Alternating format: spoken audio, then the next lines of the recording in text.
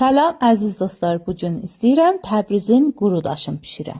Noxud, lobiyələr, mərcimək, qabaqcadan isladıb ayrı-ayrı bişirin və hazırlayın. Bu ləzzətli aşı bişirməyə mən 3 dənə soğanı yağda qovururam, birazını götürürəm üzünün bəzəyi üçün və birazını da aşa qatıram. Qızartdığım soğana biraz sarı kök əlavə eləyirəm, yuduğum aş düyüsü və yarmanı artırıb qələm suyu, doğranmış yer kökü və doğranmış şələm.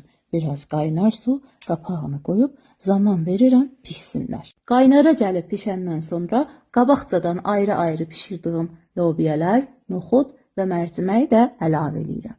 Hazırladığım 1 kilo aş yöyünü də əlavə edirəm. Qapağını qoyuram, biraz yumuşalsın.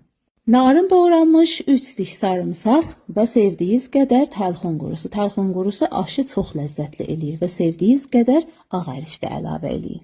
Zaman verin, ərişdələr pişib, loğab salıb aş özünü tapsın. Aşı sevdiyiniz kimi bəzəh verib və serv eləyə bilərsiniz. Mən qurud, nanə, soğanlı nanə və qızılgül tozu ilə bəzəh verdim.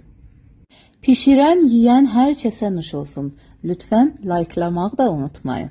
Bu ləzzətli postu dostlarınıza da göndərin. Türk dünyasının ləzzətli reseptlərini öz ana dilimizdə axtaranlar lütfən peycimə bir baş vursunlar. Sağ olun, məndən yol bir oldunuz. Təşəkkürlər.